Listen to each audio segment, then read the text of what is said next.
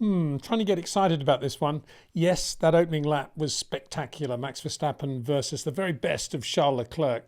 All over him, but Max sticking with it when he had no reason to do so. Yeah, he's on the pole and he wants to win the race. And there's no doubt that he was going to have a big advantage over the full Grand Prix distance. But there he was, wheel to wheel, round the outside of Charles Leclerc. Charles, very, very aggressive on that opening lap, but two beautiful bits of driving. No contact, lots of room given on both sides, and Max Verstappen eventually emerged in front at the end of that frantic first lap and did his usual thing, just eked away at the lead, pulled away when the tyres were starting to go on other cars, accelerated his advantage at that point, and just showed us all why he's so good, why the Red Bull's so good, why the team's so good, why Adrian Newey's so good. 19th win of the year. I mean, it's ridiculous, really, isn't it? When you think that really from halfway through the year, there was a big door opening for the main opposition, that is Ferrari, Mercedes, Aston Martin, McLaren, to do some winning, because Red Bull quite clearly were going to be easing up on the number of upgrades they did on the RB19, probably none whatsoever. And so, yeah, we all thought there's half a chance that we're going to see some good racing in the second half of the year. Ferrari delivered, good win in Singapore, Carlos Sainz, congratulations. But that was it. After that, Red Bull. McLaren looked strong for several races. Mercedes kind of stayed where they were, couple of good performances, but nothing spectacular. And there were Red Bull still winning, still dominating, even though they're not doing upgrades on the car. That really sums up, I think, the 2023 season. So in a way, a perfectly apt finale to what we saw this year in Abu Dhabi. Spectacular race, spectacular fireworks, under light, it always is.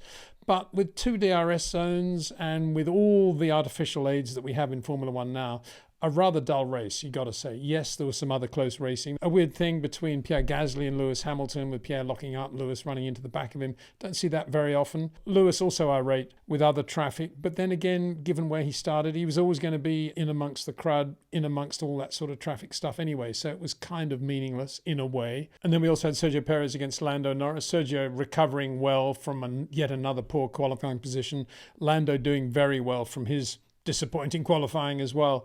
And at this point, Sergio's got the performance advantage. They're going into the chicane at the end of the long straight, and he's just not positive. He's on the inside, he doesn't make the move, and then at the last minute, he decides to go for it. No surprise that Lando at this point starts to close the gate. And I think correctly, it was Perez that got the penalty there, because there was nothing incisive about the way he made that attack down the inside. And I think that sums up Sergio Perez. Not very good in attack, as I've been saying for many seasons now, but still very, very good in defence for what that's worth. So excellent performance by Max, excellent performance by Charles Leclerc to finish second. Sergio Perez finished third on the road, but got a 5-second penalty for that. So third went to George Russell, who just basically drove as he did in qualifying, just never gave up, always on it. Got a bit irate, unnecessarily irate with his radio at one point when he was doing a radio check about the state of the Constructors Championship and second place up for grabs between Mercedes and Ferrari, and saying, how's Lewis doing? By which he meant, where is he in terms of points? Do I need to do anything more? Does he need to do anything more? And they said, well, he's doing well, he's doing this, he's doing that. And he said, well, what? That's no good. I don't want to know that. Quite aggressively, really. And I'm not a fan of the way the drivers talk to the team sometimes on the radio. And I think this was quite a good example. Respect the team for what they're saying, which was basically, don't worry about it, George. Just drive the best race you can and everything will take care of itself, which is good advice at the end of the day. So, yeah, that was a little bit of a blemish. But otherwise, I thought George drove really well, had a really good weekend from the start with Lewis sitting out FP1. I mean, if you look back, I said yesterday, I think that is a big handicap for a driver of a Mercedes, which is a very unpredictable car at the best of times. And you need every lap you can get in that car before the race starts, and Lewis never had his confidence in it, and he never really got over it throughout the race distance and finished P9. Big race right at the end, if you please, with Yuki Tsunoda in the AlphaTauri. I mean, I can't believe I'm saying that, really. Lewis Hamilton in the factory Mercedes against Yuki Tsunoda in the AlphaTauri Honda. And Lewis went for a big dive into turn 9, massive moment in the middle of the corner, ran wide. Yuki just ducked up inside him and beat Lewis to the line. Now, if you're Lewis, you'll say, well, it just shows how bad the Mercedes is, really, I guess, and the state of his tyres at that moment. If you're Yuki Tsunoda and his Japanese fans and your AlphaTauri, you say, wow, we just picked Lewis Hamilton in a Mercedes. Quite impressive. And yeah, what can I say? Sad to see from the point of view of the 7 times world champion, who we know is a fabulous racing driver. And if he was in a Red Bull this year, or in a different situation, maybe with Valtteri in the other car, I think we would have seen a different Lewis. But very sad to see that here in Abu Dhabi, I think. McLaren eventually finished 5th and 6th. Oscar out-qualified Lando, as we said yesterday. Lando quickly redressed the balance in the race. Really good racing driver, Lando. Just a reminder of how good he is in terms of these days of looking after the tyres at the right moment, being aggressive at the right moment, and getting the best from the car. But all credit to Oscar Piastri, because even though he did cede that position to Lando early on in the race, he was really good in defence when George Russell was having a nibble at him. And the tyres went away, he had to come in early, and despite being out of sync, he still finished pretty close to Lando. And don't forget, this is his rookie season. And I don't think he would have been that close had he not done that great job in qualifying and qualified where he was. And all credit to him. Very good performance from McLaren. All round, you got to say, finished the year at least as good, if not better than the factory Mercedes, which is some achievement. So second place in the Constructors Championship went to Mercedes. Ferrari eventually finished 3rd, just a couple of points in it.